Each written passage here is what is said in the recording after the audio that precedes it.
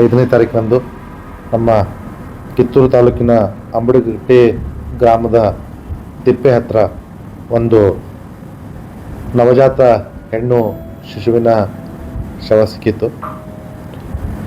ಅದು ಸಿಕ್ಕ ತಕ್ಷಣ ನಮ್ಮ ಪೊಲೀಸರು ಈ ಒಂದು ಪ್ರಕರಣವನ್ನು ತನಿಖೆಗೆ ಕೈಗೆತ್ತಿಕೊಂಡು ಸೆಕ್ಷನ್ 94 BNS ಅಡಿಯಲ್ಲಿ ಪ್ರಕರಣವನ್ನು ದಾಖಲು ಮಾಡ್ಕೊಂಡಿದ್ರು.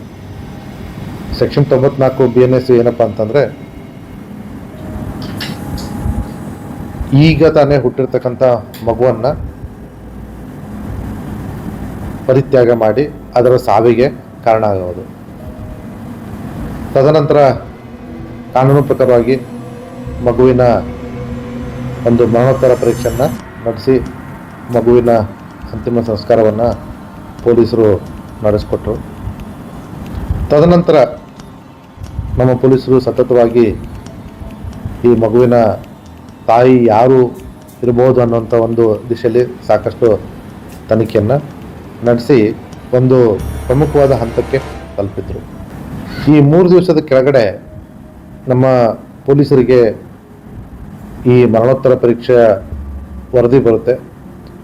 ಅದರಲ್ಲಿ ತಲೆಗೆ ಫ್ರ್ಯಾಕ್ಚರ್ ಆಗಿದೆ ಅನ್ನುವಂಥ ಒಂದು ಅಂಶ ಬೆಳಕಿಗೆ ಬರುತ್ತೆ. ಹಾಗಾಗಿ ನಮ್ಮ ಕಿತ್ತೂರು ಪೊಲೀಸರು, ಅದರಲ್ಲೂ ವಿಶೇಷವಾಗಿ ಕಿತ್ತೂರು PSI ಪ್ರವೀಣ್ ಮತ್ತು ಕಿತ್ತೂರು CPI ಶಿವಾನಂದ್, ಇವರಿಬ್ಬರು ಕೂಡ ಈ ಪ್ರಕರಣನ ಒಂದು ಸವಾಲಾಗಿ ಸ್ವೀಕರಿಸಿ ಇದನ್ನು ಕೊಲೆಯ ಪ್ರಕರಣ ಅಂತ ಕನ್ವರ್ಟ್ ಮಾಡಿ ತನಿಖೆಯನ್ನು ಮುಂದುವರಿಸಿದ್ರು. ತನಿಖಾ ಕಾಲದಲ್ಲಿ ಕಂಡುಬಂದಂಥ ಅಂಶ ಏನಪ್ಪ ಅಂತಂದರೆ, ಮುಸ್ಕಾನ್ ಅನ್ನುವಂಥ ಮಹಿಳೆ ಪಕ್ಕದ ಅದೇ ಊರಿನವರಾದಂಥ ಮಹಾಬಲೇಶ್ವರ ಅನ್ನೋಂಥ ಹುಡುಗನ ಜೊತೆ ಸಿಮ್ರನ್ ಅಲಿಯಾಸ್ ಮುಸ್ಕಾನ್, 2 ಹೆಸರುಗಳಿಂದ ಅವಳು ಪರಿಚಿತರಾಗಿದ್ದಾಳೆ. ಅವನ ಜೊತೆ ವಿವಾಹಪೂರ್ವ ಸಂಬಂಧ ಹೊಂದಿ ಕಳೆದ 3 ವರ್ಷದಿಂದ ಅವನ ಜೊತೆ ಪ್ರೀತಿ ಮಾಡಿ ಗರ್ಭಿಣಿಯಾಗಿ 5ನೇ ತಾರೀಕು ಬೆಳಗ್ಗೆ 10 ಗಂಟೆ 10:30 ಅಷ್ಟೊತ್ತಿಗೆ ಪ್ರಸವ ಬೇನೆ ಶುರುವಾದಾಗ ಇವಳು ಬಾತ್ರೂಮಲ್ಲಿ ಈ ಮಗುವಿಗೆ ಜನನವನ್ನು ಕೊಡ್ತಾಳೆ.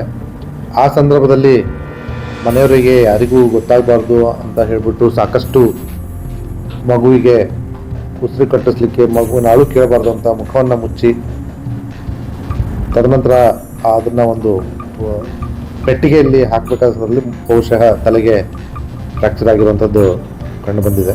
ಈ ರೀತಿಯಾಗಿ ಆ ಸಂದರ್ಭದಲ್ಲಿ ಮಹಾಬಲೇಶ್ವರ್ ಕೂಡ ಒಂದು ವಿಡಿಯೋ ಕಾಲಲ್ಲಿದ್ದು ಈ ಮಹಿಳೆಗೆ ಇದನ್ನು, ಈ ಮಗುವನ್ನು ಈ ರೀತಿ ಡಿಸ್ಪೋಸ್ ಮಾಡಲಿಕ್ಕೆ ಪ್ರೇರೇಪಣೆ ನೀಡಿರೋದು ಕಂಡುಬಂದಿದೆ. ಹಾಗಾಗಿ ಮಗುವಿನ ತಾಯಿ ಮತ್ತು ಈ ಗರ್ಭಿಣಿ ಆಗಲಿಕ್ಕೆ ಕಾರಣವಾಗಿರ್ತಕ್ಕಂಥ ಮಹಾಬಲೇಶ್ವರ್ ಇಬ್ಬರನ್ನೂ ಕೂಡ ನಾವು ನಿನ್ನೆ ದಿವಸ ಬಂಧಿಸಿ ಮುಂದಿನ ಕಾನೂನು ಕ್ರಮ ಕೈಗೊಳ್ತೇವೆ. ನನ್ನ ಕಳೆದ 12-13 ವರ್ಷದ ಸರ್ವೀಸಲ್ಲಿ ನೀವು ಹೇಳಿರೋದು ನಿಜ ಇದೆ. ಇದು ಒಂದು ಫಸ್ಟ್ ಆಫ್ ಆಲ್ ತುಂಬ ದುರಾದೃಷ್ಟದ ಪ್ರಕರಣಗಳು. ಇದು ಅಮಾಯಕ ಮಗುವನ್ನು ಈ ರೀತಿ ನಿಷ್ಕಾರುಣ್ಯ ತೋರಿಸ್ಬಿಟ್ಟು ಪರಿತ್ಯಾಗ ಮಾಡಿ ಅದರ ಸಾವಿಗೆ ಕಾರಣ ಆಗಿರ್ತಕ್ಕಂಥದ್ದು. ಇಂಥ ಒಂದು ಪ್ರಕರಣದಲ್ಲಿ ಸಾಮಾನ್ಯವಾಗಿ ತಾಯಿ ಯಾರು ಅಂತ ಹುಡ್ಕೋದು ಬಹಳ ಕಷ್ಟದ ಕೆಲಸ.